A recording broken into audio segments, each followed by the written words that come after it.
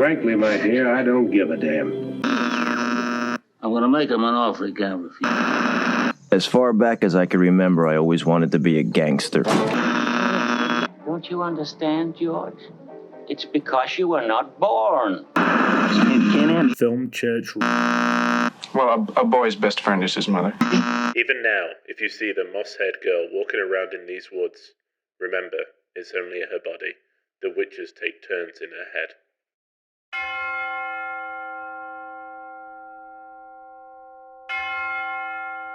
Hello, and welcome to Film Church Radio's Darnish Horror Month. This is the podcast that treats cinema as a religion. It's Sunday. I'm Brandon. I'm Lewis. And we're here to talk about movies. Each week, Lewis and I alternate picking a film for both of us to watch and discuss. And today, I picked the film Bad Hair from 2020, written and directed by Justin Simien, starring Elle Lorraine, and co-starring many, many people, including Pharoah, Lena Waithe, Rowland, Laverne Cox, Chanté Adams, Ashley Blaine Featherson, James Van Der Beek, and Michelle Hurd. This is a film that I tried to go see in 2020, just before the pandemic hit, when I was at Sundance. It was, so I went with my classmates, a select group of people that got to go to Sundance and volunteer and see films. And Sunday was the last day of the festival, and everybody got plane tickets for early in the day. And I was like, I'm going to get my plane ticket for late in the night so I can watch films all day. And so that's what I did, but this is January in Utah. And the weather was great all week until that Sunday, and a huge snowstorm came in. So I had a ticket for Minari at 7 something, and then I had a ticket for this movie, Bad Hair, at 10. And I got to see Minari, and then I got in an Uber to go to see Bad Hair, and all the news is this storm is coming. And then my plane ticket got canceled, and I was like, I think I'm just going to have to go straight to the airport because, number one, I don't want to get stuck in a movie theater in a snowstorm in the middle of nowhere with nowhere to go afterwards. And two, I had to sort out getting a new plane ticket. So I skipped seeing this film, and it's been on my list ever since, the last 2.5 years. And this was a film that I wanted to see. When I was planning on going to Sundance, I looked up, the films that were showing, and saw that the director Justin Simien had been to Sundance before with his film Dear White People. So I watched that, before I went to Sundance because I wanted to see this film. And yeah, so now it's been on my list for 2.5 years, and I finally picked it for, bless you, for Film Church Radio. so that so that we could finally watch it and discuss it. To everybody listening, sorry to interrupt, that is going to sound really bizarre because I turned my mic down so that nobody would hear it on the recording. So yeah. We are a film church, so randomly Brandon blesses me. Yes. So that's the film we're talking about today. And awesome. If you want to know what we're talking about next week, you're going to have to listen to the end because that's when Lewis will tell us. Before we get into all of that, I want to say thank you to everyone who has been listening to the show. The fact that we have anybody listening is amazing. Welcome to the Film Church. If this is this is your first time listening, welcome to the community. Welcome to the congregation. You can find us on all social media platforms at Film Church Radio, and also check out our YouTube channel at Film Church Radio, where we have some extra content, and we also do a guest once every month, and we do a video podcast for that, and that's on our YouTube channel. So go there, and please subscribe to our YouTube channel so we can get, more recognition, possibly income at some point, tithing. Yeah.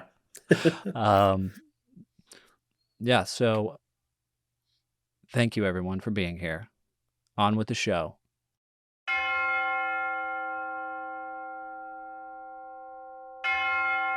This is the section where we have a little teaser before we get into the main feature, and we talk about the films that we've been watching this week other than our main feature, kind of like trailers. So, Lewis, what have you been watching this week? Well, first of all, hello. I know that I've kind of spoken already, but I haven't said hello yet. Yeah, so with it still being October, the Halloween theme has continued into this week's film watching. And the first film I watched is a revisit. I went back and watched Nightmare on Elm Street from 1984. Yeah. Johnny Depp. Yeah. The first role ever, especially with everything that's going on. It's pretty bizarre to see him. Yeah. For people that have never seen it, tells the story of Freddy Krueger, who decides to attack a bunch of high schoolers in their sleep. What a horrible thing to do. I know. Yeah, what a guy. I'd seen this before, and I can remember not being overly hot on it. It wasn't my favorite horror film by a long way. But something really just worked this time a lot differently. I think I just started to appreciate, taking it away from the sequels that came after in this whole franchise that was built around him. Just how brilliant and kind of, I don't know, just singular this idea was. Yeah. All these things had come before. We'd seen Halloween at this point, all these kind of horror films about maniacs with knives. And this was like, even when you're asleep, you're not going to be able to escape this guy. And I think it's easy now to be like, yeah, we've seen that now. Like, that's part of culture, where when this came out, it was so different that I'm sure it must have been terrifying. Yeah. And this I really don't... Wes Craven, right? It is, yeah. So who just continued to kind of elevate and change the genre as he went along, And I don't think it's aged. The special effects still look great. The death scenes are just incredibly well choreographed and filmed.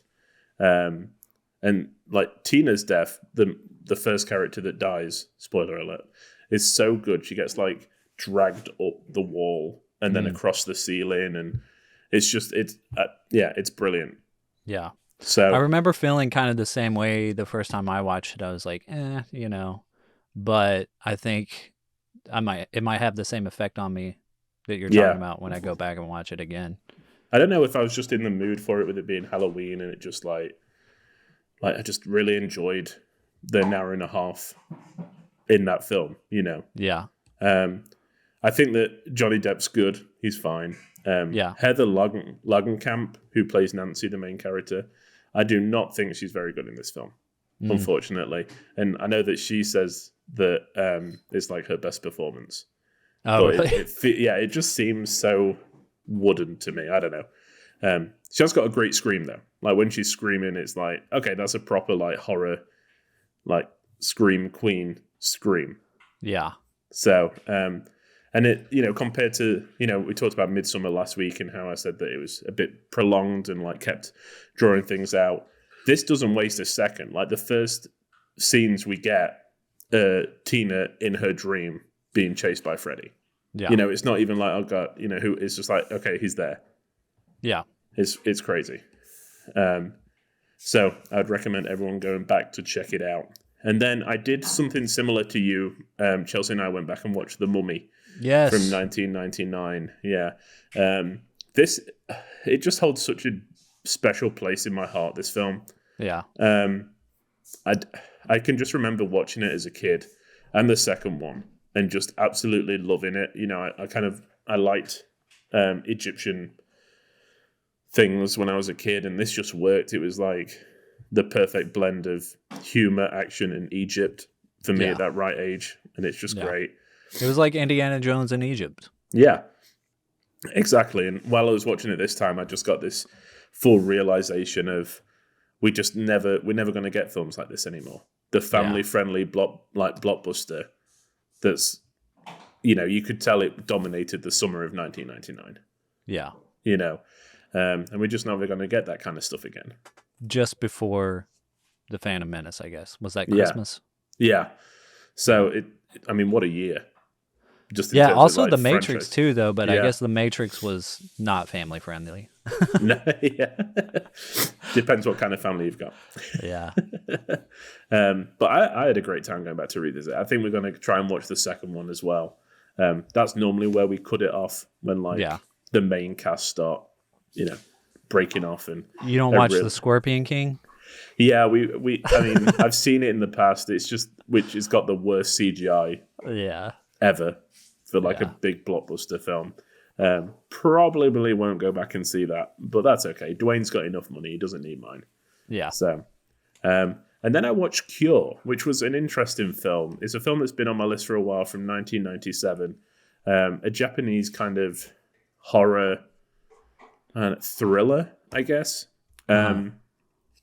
And it's about a bunch of people in Japan that commit crimes for no apparent reason, and they cut X's into people's throats, and there's no real, and they all kind of admit to them, but this one detective, he thinks there's something that connects them all, and it kind of goes down this weird rabbit hole of inner sacrifices and mental illness and all that kind of stuff, and it was really interesting. I don't think it worked for me on the level it should have done this time. Yeah. I came away from it and I was like, I know that was good, but I don't know why. I can't pick out what I liked about it. And this happens sometimes, where you watch a film and it you know that there's something there that you just didn't quite get. Yeah. So I gave it 3 out of 5. I do want to go back and revisit it. I think that there's definitely something in there that, I've been thinking about a lot, but I can't put my finger on what it is. And maybe that's what it is. Maybe it's, it's not definable. But there was some really interesting camera movements in it, which I really liked, where, we're in a room for a prolonged period of time and it would zoom in on someone and then slowly zoom out, and people would change and sit in different seats, and they would move around the room, and then it would zoom in on someone else. And it was very well choreographed. Yeah. So that was really interesting. Some of the set pieces were great. But yeah, like I said, something didn't quite work, which is a shame. And then next I watched 1984, which was made in 1984. I'd recently read the book this year. And this what was the book called? 1984. I'm just going to say it a lot. And the spine number, because it's Criterion, the spine number is 984, which I like a lot. Yeah, that's awesome. But yeah, so I watched that, directed by Michael Radford, and it's, I think I enjoyed it. I think when I was watching it, I had the impression that if I hadn't read the book, I would have no idea what is going on. Yeah. It doesn't, and the problem is with the book, so much of it is about inner thoughts and building this world that we're not comfortable with, that it's hard to put that across into film. It's hard to, they use kind of monologues and voiceover and stuff to try and get it across. But so much of it is thoughts. So it's hard to put that onto film. I wasn't, amazed by it. It was fine. If you like the book, I'm sure that you'll get something out of it. Has there ever been a remake? There's been a few, I think. I kind of went to log it and I saw that there's been so many, 1984s, I think BBC dramas and stuff like that. Yeah. Have made it into long form TV series, but there's been a few, I believe. Yeah. So there's a few out there. And then lastly, I watched Wall-E or Wall-E. I always want to say Wall-E, but I'm sure it's Wall-E. The Pixar film. We showed it to my daughter on Sunday because we were looking for something new that she hadn't really watched before. And we haven't watched it for a long time, and it is so good. It's just, You know, Yeah. especially because I'm getting to that point now where I want to start introducing her to silent comedy. I Mhm. feel like this is such a good starting point because Yeah. the majority of it is silent, and they kind of, you know, they do say singular words to each other sometimes, but it's mostly like facial expressions and movements and stuff like that. Yeah. So I thought that, you know, this might be a good transition into that. And it's so beautiful and well done and simple, you know. Yeah. It's Did great. it work for her? She absolutely loved it. Yeah. She absolutely loved it. Yeah. She's been, you know, she loves the fact, her favorite thing at the moment is to say that she's best friends with people. So the fact that like Wally and Eve were like holding hands and stuff, she loved it. She was like, they're best friends. They're best friends. So, That's cool. yeah, we'll be watching it a lot more, I think. So, Yeah. yeah. But that rounded out my week. We started very horrific and then ended with the beautiful Wally. So, Nice. what have you been watching, Brennan? So I have done like a little binge of rewatching Wes Anderson movies. It started with my sister-in-law was over, and we were like looking for something to watch. And of course, you know, we watched Bottle Rocket for one of our other episodes, and I had chosen Bottle Rocket because I had just seen Darjeeling Limited. So I was like, I had wanted my girlfriend to see it and my sister-in-law to see it. So I was like, let's watch the Darjeeling Limited. Like, it's been a couple of months since I had seen it, and I really enjoyed it. I wanted to rewatch it, and I knew that they would probably like it. So we watched that. They liked it a lot. Yeah. And I think I even bumped it up to 5 stars. I think I had it at like 4.5, maybe before. Yeah. So we watched that, and then immediately afterwards, like my brother-in-law had just gotten there, and we were like, let's watch another movie. I was like, y'all want to watch Bottle Rocket? So we did like a double feature of those two movies, which interestingly, you probably haven't watched the Darjeeling Limited yet. No.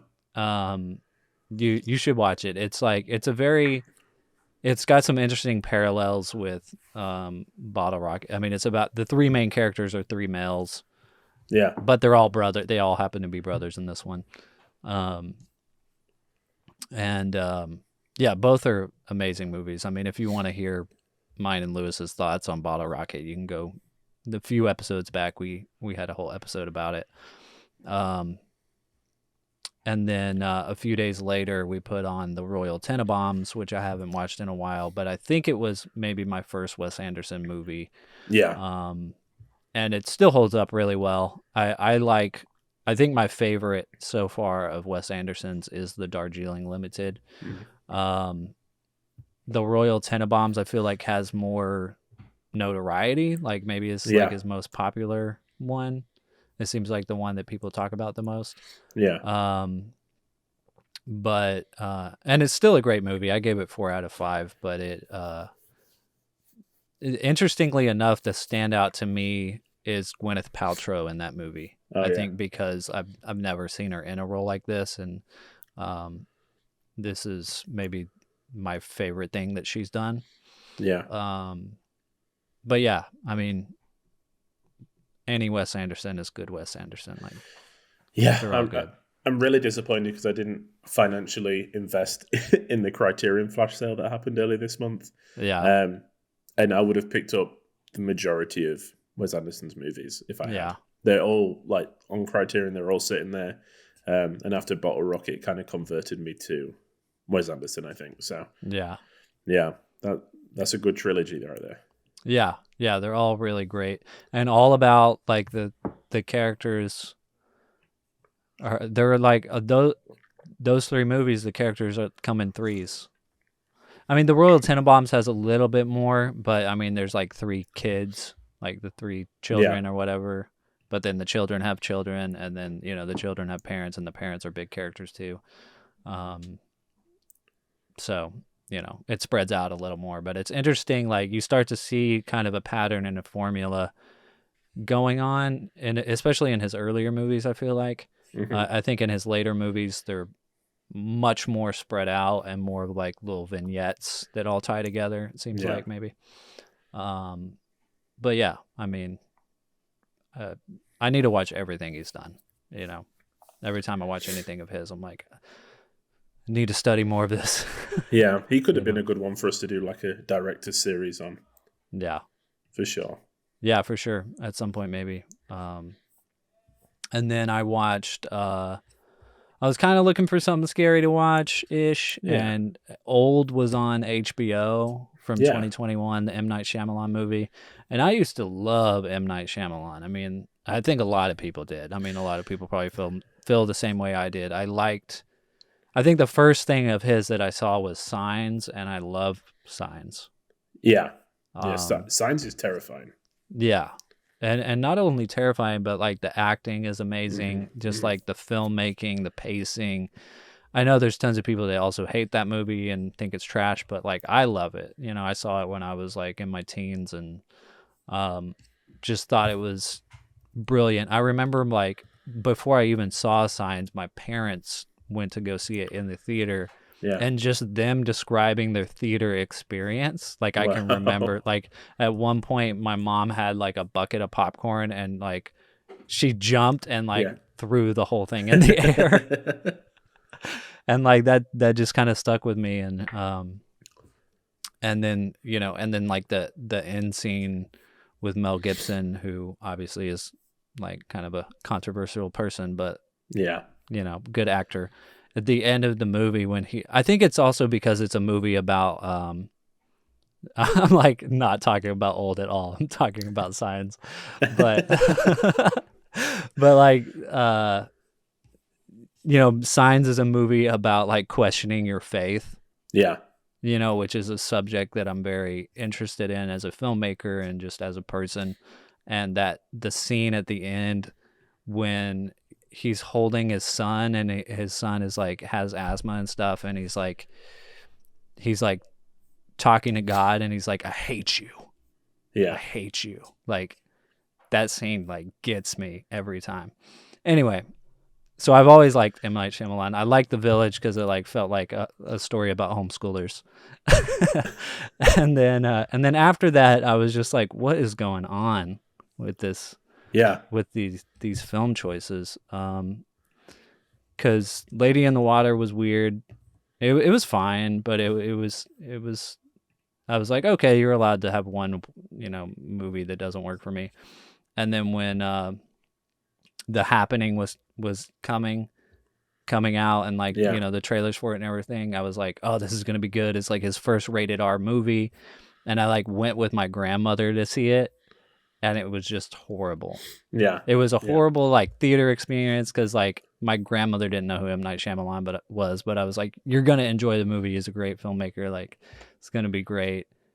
And but immediately, no, it was bad. It was so bad. Yeah. And then since then, I've just kind of felt like betrayed. Yeah. You know?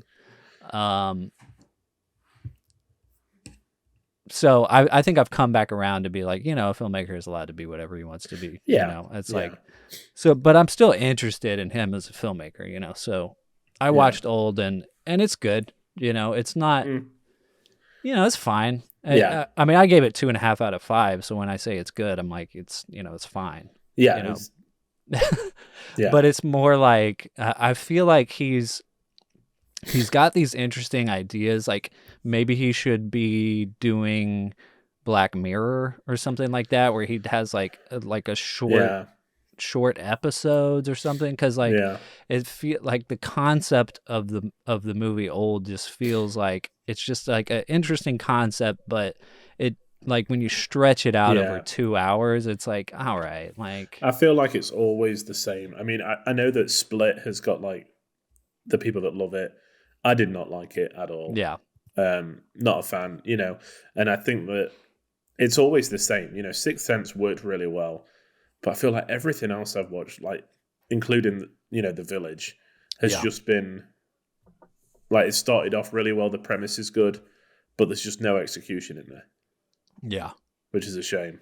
Yeah. Yeah, I would agree with that. It feels like, I mean, I talked about The Happening, I think last week, because I was comparing it to The Fog. Yeah.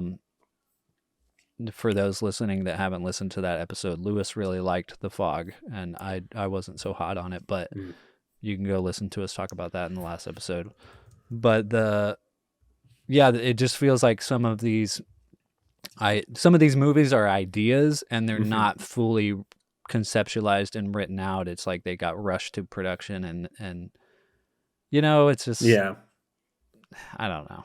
I don't feel the passion that I've felt that he had when he made The Sixth Sense and Signs, and Unbreakable is also good if you haven't seen it. I think I know I need to. I think that it's a shame because Sixth Sense was such a movement at the time. It was like a phenomenon, and you're never going to reach those heights again as a filmmaker.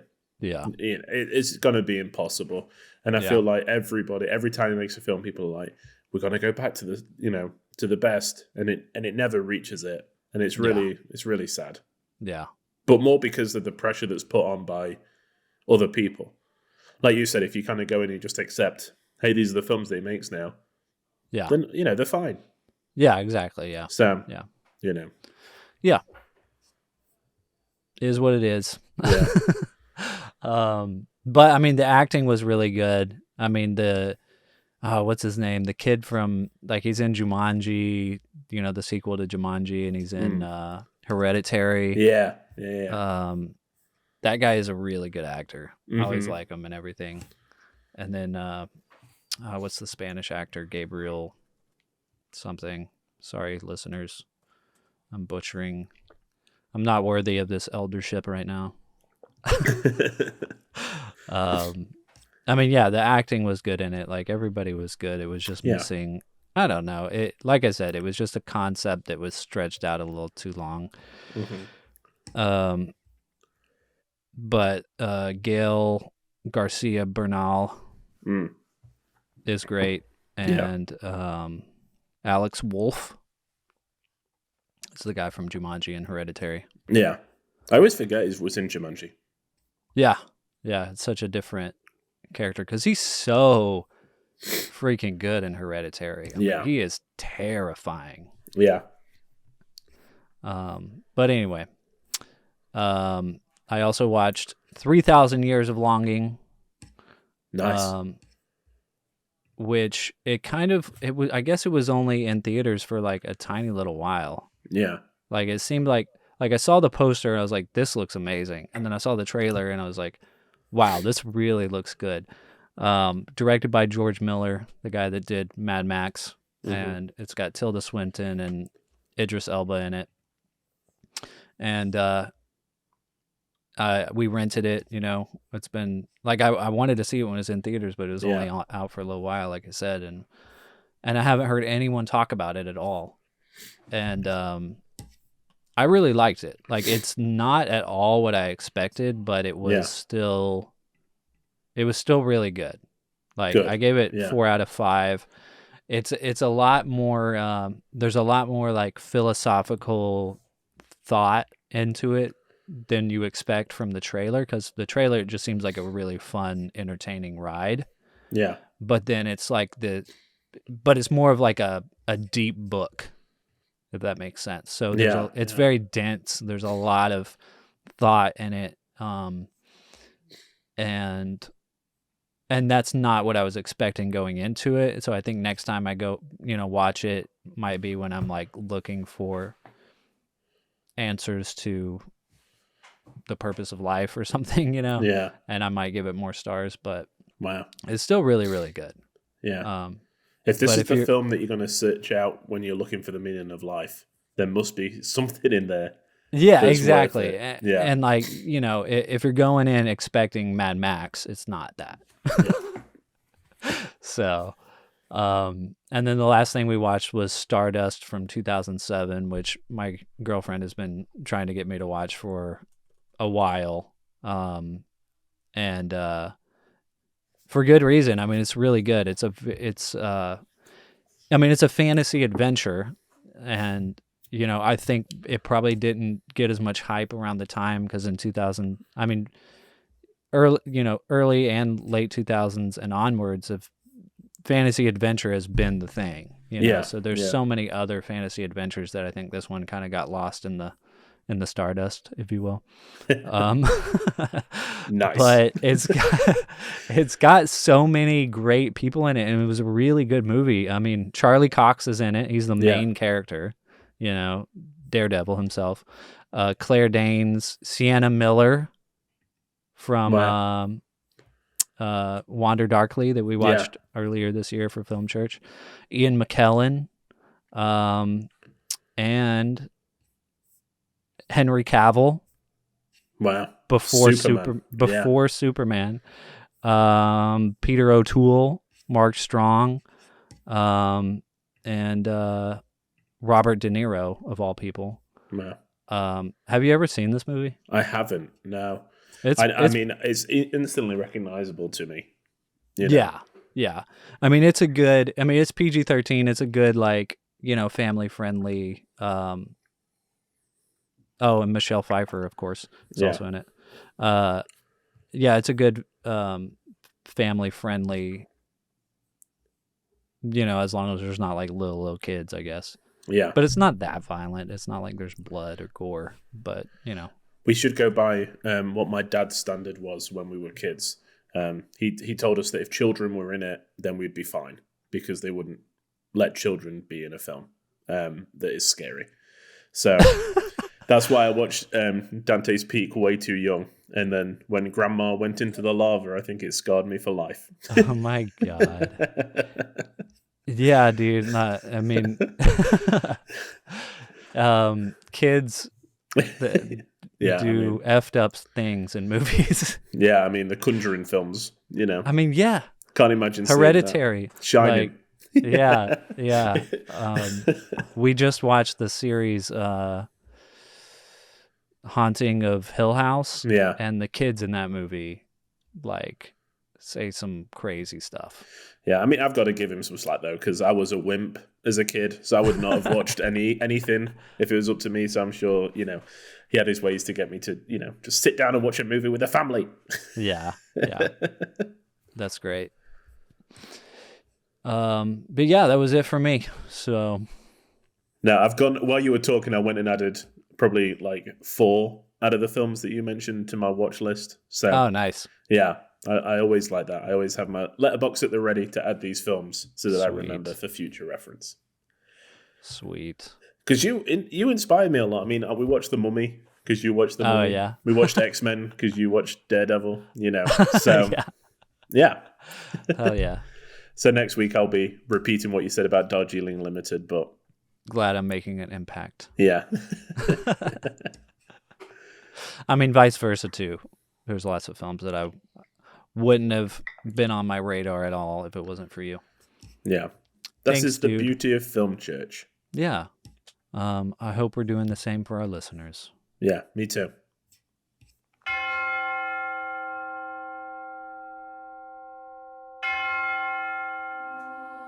Bad Hair from 2020.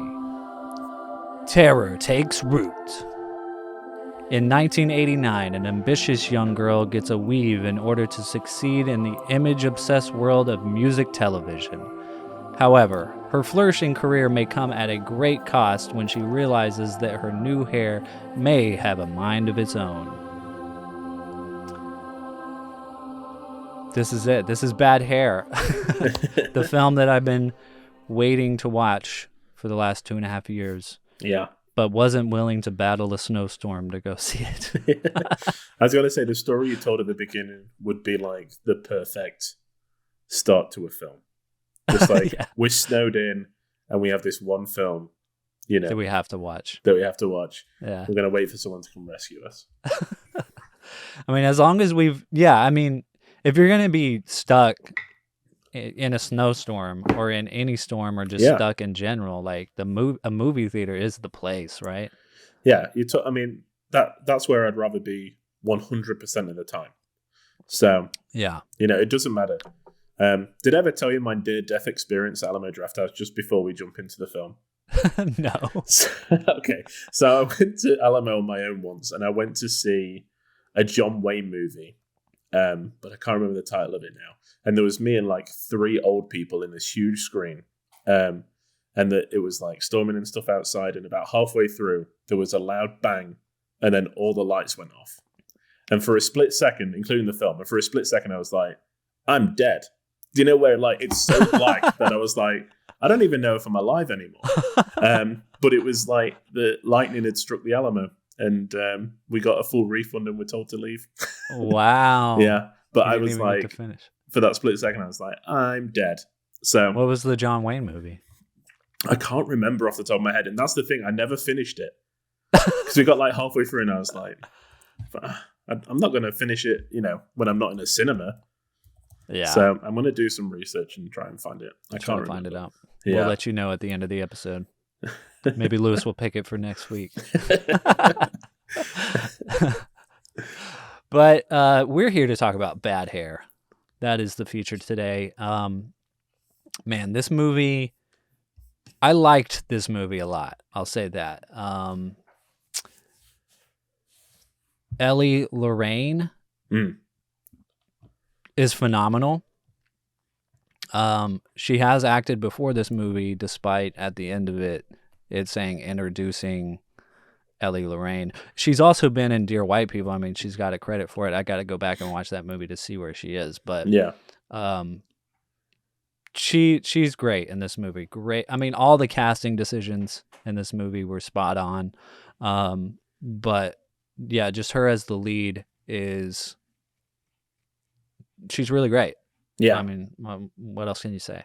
Like, yeah, she really sells the character, but also, and this is a combination of her acting and the writing and the character development that happens in the first like 30 minutes of this movie of building her character and understanding who she is as a person and what her work life is like and what her family life is like, I think make you really fall in love with this character and want her to succeed and survive and want to know what happens to her. And then that on top of the production design. I mean, it's set in LA 1989 and it like everything looks amazing. Like it's got exactly the kind of nostalgia that everybody's into right now, that late 80s, early 90s look. They work at a TV station. They make music videos, they have like music video shows. Basically, it's kind of like an MTV thing. Yeah, just all of it. I just kind of ate it up. It was like, this is great. This is awesome. And it got me thinking, like, for the first time going through it, like, what defines a successful film these days? Because this is a movie, I know it's like this film premiered at Sundance in 2020. Obviously, a lot of crazy stuff happened after that. It got sold to Hulu. It showed in theaters in late 2020 for maybe a week and then went straight to Hulu. But it's a film like, I mean, like, first of all, Lewis and I are two white guys. So like, it's coming from our perspective and but like where I don't know how I would have ever seen this film or found out about this film or anything if I hadn't have gone to Sundance and knew that it was there. Yeah. You know what I mean? It feels like such a gem of a movie that's like, it's there. It's right there. Anybody can go watch it. You can pay $5.99 or whatever and get a Hulu subscription and go watch the movie. But like, who's going to know it's there? Yeah. And like this film feels like a success to me, but I don't know. We're in such a strange time. Yeah, I know. Yeah, I think that it definitely is hindered by the fact that it's buried deep in the algorithm that is these streaming platforms. Yeah. Even because we've been watching a lot of horror films, so when I go through, even the banner for what they call Huluween, which is like, the horror films on Hulu, is so small that you like miss it. It's not like on the main page, and I'm like, this is the perfect time to sell these films and push them out, because people are going to watch anything if it's horror related. I like to build them up and kind of give them a little bit more, I don't know, exposure, I guess. I don't think I was as hot on this film as you are. Yeah. After watching it, I'm not sure. I don't think all the elements worked for me super well. And I'm sure we'll get into like the bits that I liked and the bits that I didn't quite like. But yeah, I think what you were saying about the fact that we're obviously two white guys. But this is what's brilliant about cinema, because it shows us a perspective that we wouldn't normally be able to see.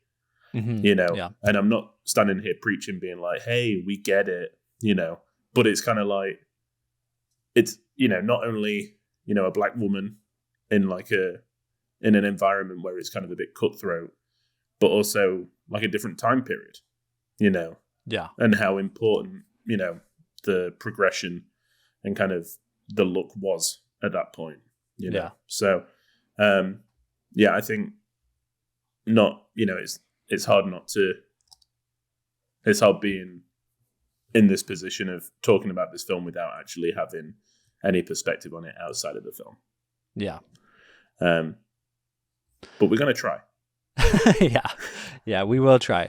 I mean, the main thing that got me when the film started was it starts with the main character, but when she's young, when she's a child, and her cousin, I guess you find out later that it's her cousin, but I guess her family adopted her. So she lives with her uncle and her aunt and her cousin.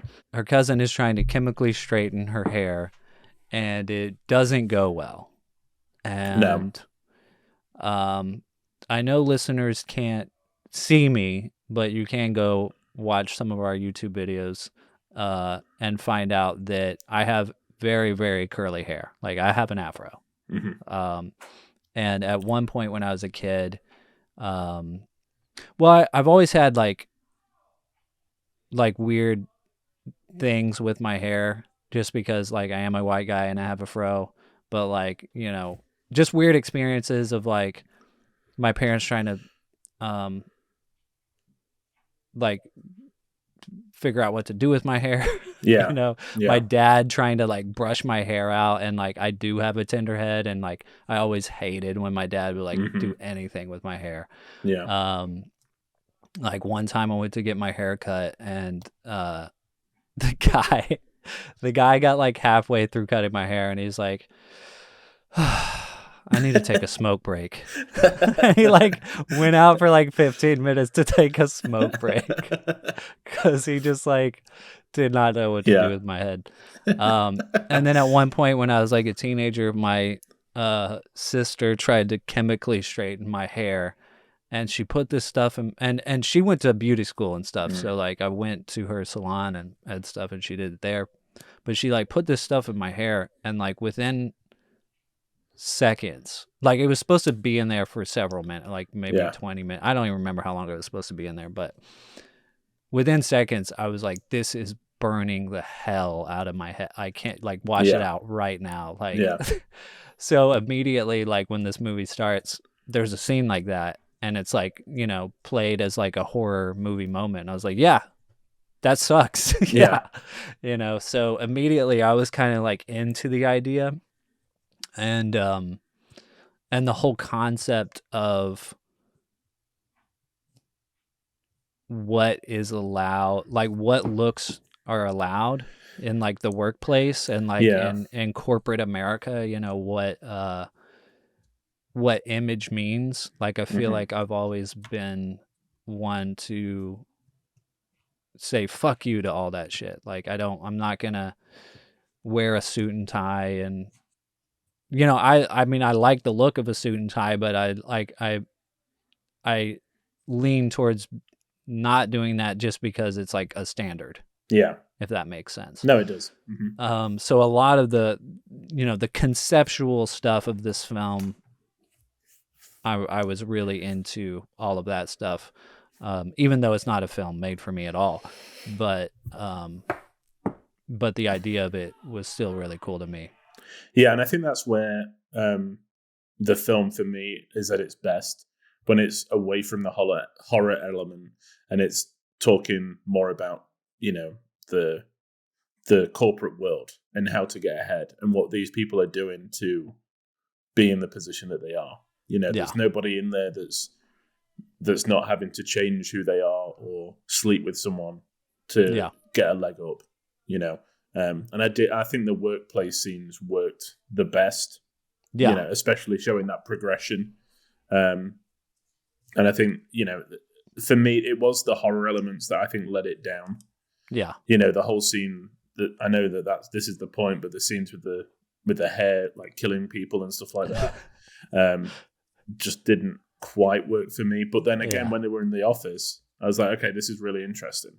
Yeah, and I think I definitely get what you're saying, because I watched it twice, and the first time I watched it, the horror elements. Well, for one thing, the horror elements dial up later in the film, so I think the first 40 minutes of this movie to me are perfect, but then the horror elements almost change the film in a way. I think it's better the second time I watched it, but there were a few things that just fell off, I guess. With the tone of the film, but also just the execution, because it feels like so much of this movie has so much passion and love, and it feels like the filmmakers are giving it everything they've got. But then there's a scene where she tries to go and get the weave taken out of her head, and then the hair just kills everybody in the room. And those deaths, they weren't great. They happen so fast, and they don't look right. They don't look convincing. There was, and I think that's a downfall for the movie, because after that everything works again, it seems like to me, the second time I watched it. But the first time I watched it, that scene brought it down enough to where in my mind I was like, oh, the rest sucked. But it's really just that one scene. It seems like. I think that's a similar scene that I had an issue with. It looked very. Did you ever watch any of the shows that are on the CW, like iZombie, The Flash? I watched some of The Flash. I watched Arrow and stuff. Yeah, it reminded me a lot of that. I felt it was it was directed and shot very made for TV. Yeah. Which was really frustrating, because the scenes, especially around the office, again, when we're kind of looking up at the buildings and kind of rolling underneath, and some of the visuals there were really interesting, and I like the shapes that were created on the screen. And then you get to that, like you said, and it's just this is supposed to be the crescendo, it's supposed to be the big moment where she loses control completely, and it just looks like it was they ran out of time or budget and they had to get it shot in a day. I don't know, but it felt rushed and cheap, and it's no, this is the moment where you're supposed to lean into the gore, because you're already doing it. You're already doing this weird, fucked up thing that I mean, there was already a couple of scenes that made me cringe hard. I mean, when she gets the weave put in, that was a beautifully shot horror scene. You could it made your scalp tight. Yeah, it was oh god, I need to look away, and I'm my face is cringing. And the execution of the shots and the music and all of it was just beautifully done. Yeah. To turn putting a weave into a horror moment, that was great. Yeah. And then this moment is you're already, and I mean, I can't remember if it was after this or I guess it was before this, where the hair sucks the blood out of her period, which is disgusting, but laughable at the same time. I mean, it's there's this thing with horror where it turns into comedy sometimes, and that was that moment. And then this moment, it was here's where you lean into the gore or, you know, the horror of the fact that these people that you care about are dying. And it was just so fast and it just takes you out of it because you realize, oh, this is just a movie now. Yeah. You know, exactly. I'm not in it anymore. And I don't want to keep going on and on about that scene because, you know, there's a lot of stuff that I love in this movie. But I think if that moment could have nailed it a little better, then the rest of it, I feel like more people maybe would be talking about this movie. I don't know. I'm going to be talking about this movie more, I'm sure. But because I liked the climax a lot, especially like watching it again the second time because I feel like it builds up to it really well. I like, you know, setups and payoffs. You know, like you see that she's like a smoker throughout the movie. The first time I watched it, I when she's smoking at the end, I was like, has she been smoking? But you go back and watch and she does smoke a few times through the movie. They also are like, never get the hair wet. And that comes back around at the end of the movie. And in a good way, I feel like, because she finds this gun under the desk. The gun turns out to be just a lighter. Yeah. And then so she just lights her cigarette because she's like, I'm going to die. And then she realizes she can use that lighter to set off the smoke alarm and make the water come out. And that's, you know, when the water comes out, then she can cut the hair off. Yeah. Sorry if you haven't seen this movie. You should watch it. I know none of this probably makes any sense if you haven't seen the movie, but but I felt like, you know, it was very well written and directed, except for that, you know, earlier moment that we spoke about. Yeah, I definitely feel there was elements that were laying it down a little bit, and I think my theory, and it's not necessarily true, but my theory is that if something is touted as a horror comedy, it's because the horror element of it isn't strong enough. And I know that there's exceptions to the rule. Evil Dead 2, Evil Dead 3, really strong horror comedies. But that's because I feel like they actually have jokes. Whereas I know this is kind of a horror comedy, but I felt like the comedy aspects came from, like you said, like the either the grossness of it or the unbelievability of it. Yeah. And I always feel a bit, you know, kind of, sometimes I feel like it's a cop-out to put horror comedy as a genre. And that's been my feeling. Like, I felt like that for a long time. Like, you remember Happy Death Day that came out? Yeah. Mm-hmm. And they were like, hey, it's a horror comedy. And I was like, if you had just called it a horror, I would have enjoyed it so much more. You know, because my expectations are that it's going to be funny and it's not. You know, and it's just like, because it's a little bit silly, I guess. Yeah. I mean, yes. It's like, in terms of horror comedy, it's like, make the horror and make the comedy. Yeah. And I think if the horror is comedy, then it's, I don't know. I don't know. It's a weird line because it's like the whole period thing was horror comedy, I feel like. Yeah. You know, it's like, don't do that. That's disgusting. But why am I laughing at this? But then I do think that there are parts of this movie that are really funny, like when she when she throws the rapist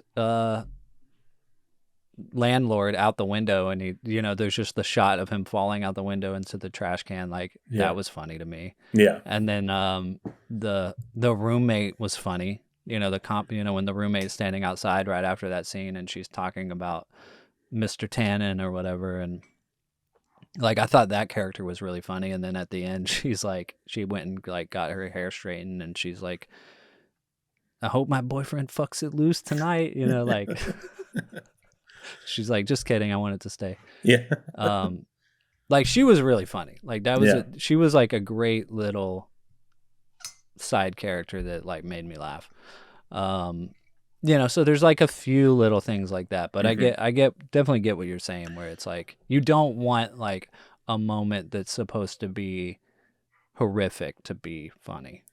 That's it. And I feel like, there were some jokes that did make me laugh, like that one that you just said about, no, I'm only kidding, I need to keep it the way it is. That was funny.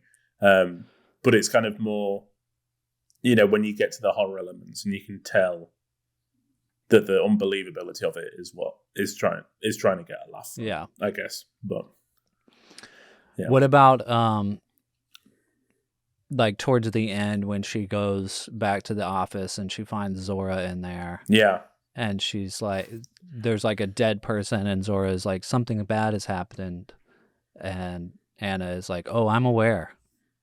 Yeah. You know, was that like a comedy moment to you, or does that like take you out and be like, oh, you're not taking it serious enough? I guess it was funny. I don't think that I don't know. It takes a lot to make me kind of like laugh out loud at films. You know, I don't think that like any of it kind of made me laugh out loud, but I did think that the script was like, it had, you know, those one-liners that were really good.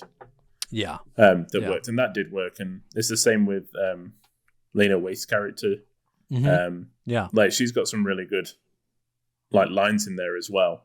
Yeah. But I just could not shake Denise from Master of None. I feel like it's such a hard character to break away from, you know? Yeah. Yeah. She just played the same person. Yeah. Did you ever see Ready Player One? I did, yeah. Yeah, she's in that too. Yeah. She's kind of getting typecast a bit. Yeah, it's a shame. I mean, I guess I say it's a shame, and she's super successful, and she's like managing to produce a lot. So if this is what you need to produce, you know, kind of get your name out there and get other people out there, then do it. You know, who are we to judge?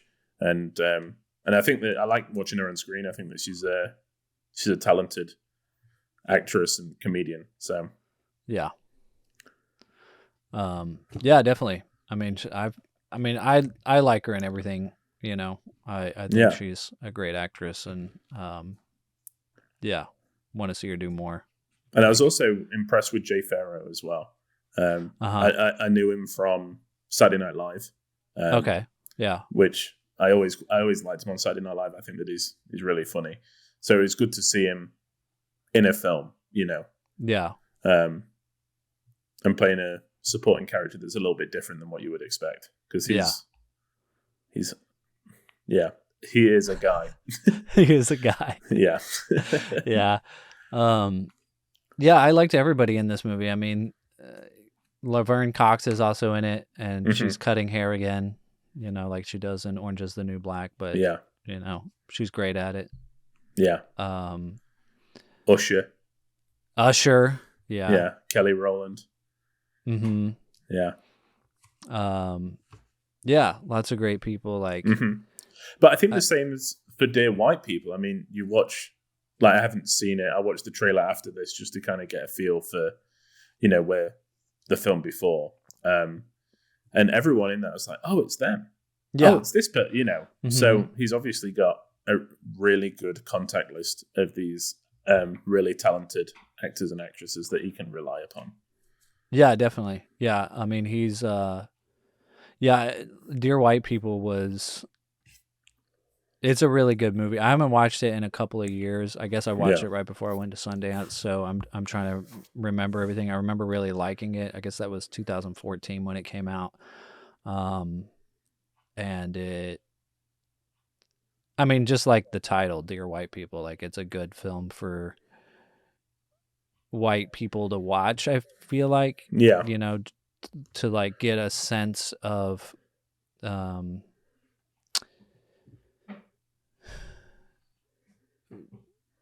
what you might be missing in the world, you know, or not paying attention to, I guess. Yeah. Yeah, it's a really good film. Yeah, it really made me want to go and watch it, which hopefully I will do this week. I think, you know, even though I didn't love this film, I think that, like, it made me want to go and watch other stuff that he's done just to see, you know, because I know that there's probably something there that I want to really like. Yeah. Yeah, for sure. I think I bought it on iTunes, and I have what is that? I have like the screen share pass thing. Yeah, the screen share. Yeah, I think I can maybe like give you a day pass or something like that. Cool. if you want to watch it. If it's listed, it's only if it's listed as like one of the things I can share. But yeah, Justin Simien, he's supposed to be, or I guess he already filmed it. They're in post-production on Haunted Mansion. He's doing a remake for Disney. So yeah, I mean, good for him. Like, get that Disney money. And he's producing, is it the Lando series? Oh, is he really? I think I saw it That's on a IMDb. good choice. Yeah. Because I was like, because that was the other thing. I was like, okay, you know, Haunted Mansion is a really beloved ride. And I know there's like a lot of people that love that thing. So they're going to, I mean, I never know with Disney now, but they're going to, you know, trust someone to make a good film. Yeah. So if they've chosen Justin Simien, that, you know, there must be something other than this film that I can like connect to. Yeah. Yeah. I mean, I guess that's going to be Childish Gambino, right? Yeah. Starring I think in so. it? Mm-hmm. Yeah. Interesting. I forgot they were doing that. Me too, until I saw it and I was like, is that Lando Calrissian? And it is. So Yeah. Have you Star Wars Lando. Is that Lando Calrissian? Or is it a different Lando? Or are you faking me out? I feel so removed from the Disney Plus series at the moment. Yeah. That I just can't put it together. So, Yeah, it's like when they first came out, it was like, oh my God, this, now this. And now it's just like, yeah, stop, please. Yeah. Or just break. Put the brakes on. Yeah. But hey. Whatever. Yeah. You do. I'll watch it eventually. Yeah.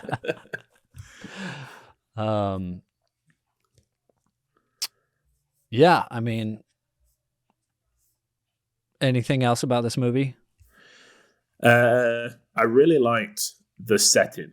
I think that it's an important time in pop culture and music history in terms of like the beginning of, you know, it's obviously based on MTV, this station that they're working at, and the kind of the change in attitude. And I like the fact that that Anna was very like, we need to listen to what people actually like. We can't tell them what to like. We need to kind of start putting these things out that, you know, that people are actually going to pay attention to. Because I think that's still a problem today, is that, you know, these, especially like music producers and these big studios and stuff, will tell you what they think you're going to like without actually listening, you know, and they'll just kind of regurgitate. So I did like that part of it. And the music was really good, and the costumes were great, and you know, it looked really good. Yeah, I mean, I think what you're saying is it kind of mirrors what the subject matter of the film is, and maybe that's why he kind of set it in this time period. Is that the film is about not about what people tell you need to like or tell you need to look like. It's about what you like, what makes you feel good. Yeah. And embracing who you are. Because, you know, it's like, I like Elle Lorraine with her fro, you know. She doesn't need that straight hair. No, she looks great. Yeah. You know. Yeah, she does. Yeah. Anything else you want to add about it, Brendan? I think just that this is a film that I'll probably go back to every once in a while, just because it's. I think there's more there than we're seeing. Oh, I'm 100% that I did not get everything from this movie. Yeah, you know, which is it. I was going to say it's a shame, but then I'm like, it's not, because it's not. You know, as a white male, I'm super privileged that every film made is made for me. Right. So, you know, if one film doesn't quite hit, you know, I can't complain. Yeah. You know, and that's the truth. So. Yeah. Well, do you want to guess what I rated this film on Letterboxd? I sure do. I'm going to guess. It's always a tough one because I never know. Because I know you've watched it twice, and you said the first time you felt a bit let down by that scene. So I think the second time it got bumped up, probably substantially. So I'm going to say 4.5. Okay. I'm going to say you rated it 3. Wow. Okay. What did you rate it, Brandon? 4. Nice. I rated it 2.5. Okay. So we were both half a point away. Yeah. We get pretty close. We do get every pretty time close. if we don't nail it. Yeah, we get pretty close. Yeah. Like you said, I think that, with my rating system and stuff, there was things in here that I did like, there was things in here that I didn't like. And it just, overall, it wasn't, we were talking about the 2.5 stars earlier. Like, it's fine. I don't know if I'm going to go back to it anytime soon. Yeah. But, maybe I should. Because if it bumped up for you, maybe I'll get more out of it the second time. Yeah. So, you're influencing me again. I mean, people with froze, I think, relate to it more. Yeah. Yeah. I mean, not denying that. I'm pretty sure. So, one more week Yes. of Darnish Horror Month. That's right. Horror. The Are horror. Are you ready for it? I'm ready. So, to let listeners in behind the curtain, about 2 weeks ago, Brennan and I was talking about, plotting out these episodes a little bit. And I had completely forgotten that I had one more month in the Darnish Horror Month. One more day. To pick a film. Yeah. One more. Yeah, that's it. One more month. Wow. I was already looking ahead to November. So this caught me off guard a little bit. And when we were talking, you were like, just pick something, even if it's a silent film. And I was like, challenge accepted. So the film that I've chosen for us to watch, and it's a film that's been on my watch list for a while, and it sounds very interesting, is Haxan from 1922. It's on HBO Max, so we don't have to pay for it, which is very nice. Yes. And it's a bit of a weird one. IMDb says that it is a fictionalized documentary showing the evolution of witchcraft from its pagan roots to its mixture with hysteria in Eastern Europe. Nice. So there's a lot of things in there that I'm sure we are going to unpack. A fictionalized documentary, which I don't hear that often. And I showed Chelsea a clip of it the other day, and she said, "Oh God, turn it off." So I'm very excited to watch it, because I feel like, we went to see Nosferatu, and the images in Nosferatu are so much spookier because of the tint and because of the fact that it's it looks more real because there's no special effects. Yeah, and the fact that all the people that made this movie are dead. Yeah, that too. Yeah. So this, I am sure, is probably going to give us nightmares. But hooray, it's the one that we're going to end the month with. So yeah, make me have nightmares for the rest of November so that I can be like, thank you, Film Church. Job done. And I found the film that the power went out of. It was They Were Expandable from 1945, directed by John Ford. Nice. And I still haven't logged it. It's on my watch list, but too late. I guess they weren't expandable, were they? No. Yeah. That's it. The lightning struck, and it was like, that's the end. So, and we were about an hour and 40 minutes in. So we're nearly at the end, but I was like, okay, great. Nice. Well, folks, I hope you join us next week for the last episode of Darnish Horror Month, Haxton 1922. Go check it out. Will this be based on an EC comic? We'll find out. In the meantime, you can go and find us on Twitter, Instagram, Facebook, YouTube at Film Church Radio. You can find Lewis and I individually on our Letterboxd accounts at Selman Scope and at Walker Lewis 3007, where you can keep up with what we've been watching, what we've been rating things, what's on our watch list, and give us suggestions on what we should watch in the future. You can find all of our back episodes streaming on all good podcast platforms. Please leave us a rating and review. And we'll see you next week. Sounds good. The only thing I've got left to say to you, Brandon, is what were you doing upstairs? I thought motherfuckers were going up there to celebrate. So shit, I went too. Shit, I was trying to blend in with these zombie bitches. keep them at bay. That was terrible. I can't do Lena Waithe justice. She's one of a kind. She is. All right, y'all. We'll see you next week. Say a prayer before you go watch this next movie, Haxton, and we'll see you on Sunday.